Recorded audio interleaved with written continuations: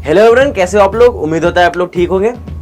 तो हमने जो लास्ट क्लास में जो हमने नेशनलिज्म पार्ट 1 किया था, तो आज हम स्टार्ट कर रहे हैं नेशनलिज्म पार्ट 2, जिसमें हम कवर करेंगे टुवर्ड्स सिविल डिसोबीडियंस मूवमेंट और सॉल्ट मार्च। तो चलिए स्टार्ट करते हैं।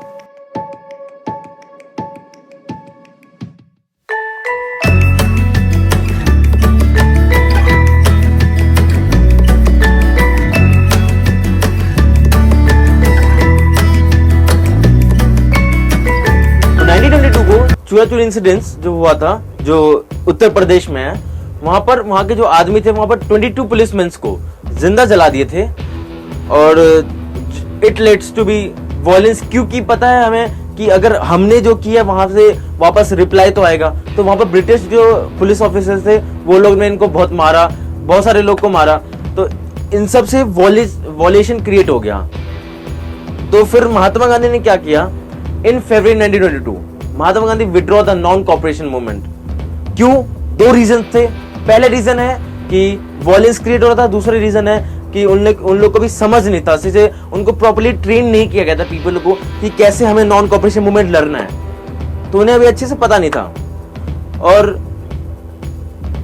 उन्हें अच्छे से पता नहीं था, इसलिए महात्मा गांधी सोचा कि अभी हम इसको हटा के वापस न्यू जब लाएंगे तो इन्हें अच्छे से गाइड देंगे। क्योंकि वहां के लोग अपने अपने के लिए स्वराज मांग रहे थे।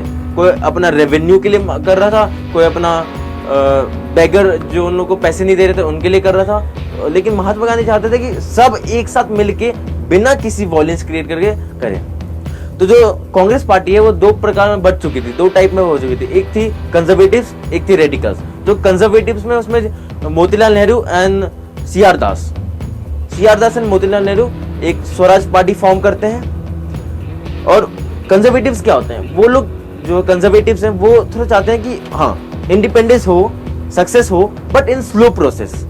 लेकिन जो जवाहरलाल नेहरू और सुभाष चंद्र बोस, वो एक रेडिकल्स में थे। उन्हें चाहिए था कि इंडिपेंडेंट बट इन फास्ट, और थोड़ा वॉल्यूशन भी उनको चाहिए था कि विदाउट फाइट। उन्हें उनका ये कहना था कि बिना फाइट किए हम इंडिपेंडेंस नहीं ला। जब ये सब चल रहा था, उसके बाद क्या हुआ, जो इकोनॉमिकल डिप्रेस बहुत हो रहा था। तो जब इकोनॉमिकल डिप्रेस हो, एग्रीकल्चर जो प्राइस है बहुत लो कर दिया, जिसकी वजह से फार्मर और पेजेंट्स को बहुत दिक्कत हुआ। फार्मर को दिक्कत हुआ क्योंकि उसने सो किया, उसे पैसे नहीं मिले। पेजेंट जो सप्लाई कर रहे थे, उन्हें बहुत ज्यादा उनको डिफिकल्टी का सामना करना पड़ा, उन्हें बहुत परेशानी का सामना करना पड़ा। फिर इसके बाद क्या होता है, टोरी गवर्नमेंट जो है इन ब्रिटेन, वो एक कमीशन निकालती है, बोलती है ये इंडिया की भलाई के लिए, ये इंडिया कॉन्स्टिट्यूशन के लिए है, जिसे सर जॉन साइमन लीड करते हैं। बट डिफेक्ट उसमें ये था कि अगर वो इंडियन के लिए भलाई के लिए, लेकिन उसमें इंडिया का एक भी मेंबर नहीं है। उसमें दिक्कत था कि इंडियन उसमें एक भी मेंबर नहीं थे। जितने भी मेंबर थे उसमें सारे ब्रिटिश मेंबर थे, जो बहुत ज्यादा दिक्कत हुआ। तो होना क्या था, हिंदू मुस्लिम सब एक साथ मिल गए, और जैसे ही कमीशन आया, यहाँ पर वेलकम किया गया उसे, go back Simon, go back Simon. हिंदू मुस्लिम एक साथ मिले और उस कमीशन नहीं आ पाया, वो कमीशन वापस चला गया। तो ये सही था कि अगर हमारे लिए है तो उसमें इंडियन मेंबर्स तो होने चाहिए। हाँ, उन्हें क्या पता चलेगा कि हमें क्या चाहिए। तो जब ये सब चल रहा था, उसके बाद जो लॉर्ड इरविन थे, उन्होंने बहुत बार महात्मा गांधी को बुलाया कि आप राउंड टेबल मीटिंग अटेंड करिए, लेकिन उन्होंने अभी तक एक बार भी राउंड टेबल मीटिंग अटेंड नहीं किया था। क्यों?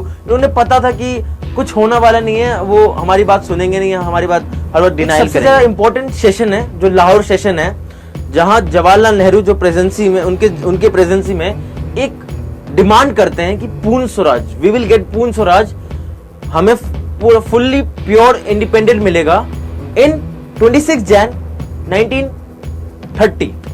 बट उस टाइम वहां के लोग ज्यादा इन्फ्लुएंस नहीं होते हैं, वहां के लोग ज्यादा भी उन्हें नहीं पता होता है, तो इसलिए वो नहीं हो पाता है। इसी वजह से हम लोग को, जब हमारा जो कॉन्स्टिट्यूशन है 26 नवंबर 1949 को फॉर्म हो जाता है, लेकिन वो इंप्लीमेंट कब होता है, 26 जनवरी 1950। इसी वजह से, क्योंकि जवाहरलाल नेहरू ने उस टाइम बोला था कि हम लोग को पूर्ण स्वराज मिलेगा 26 जनवरी, इसलिए 1950 को होता है, लेकिन 26 जनवरी। तो सॉल्ट मार्च है वो सबसे इंपॉर्टेंट और सबसे ज्यादा फेमस है। जो गांधी जी का जो सबसे ज्यादा फेमस है वो सॉल्ट मार्च ही है। सत्याग्रह भी है, नॉन कॉपरेशन, सब चीजें, लेकिन उसमें थोड़ा कुछ फेलियर्स आ गए। लेकिन जो दांडी मार्च था उसमें कोई फेलियर्स नहीं, तो उसमें ज्यादा और आदमी लोग इन्फ्लुएंस हो रहे थे। तो जो सॉल्ट मार्च स्टार्ट कब होता है? जो 31 जनवरी 1930 को गांधी जी एक लेटर होता है जिसमें 11 डिमांड्स होते हैं, वो लॉर्ड इरविन को सेंड करते हैं। उसमें से सबसे मेन था वो था कि सॉल्ट टैक्स हटाओ, रिमूव दी सॉल्ट टैक्स। क्यों?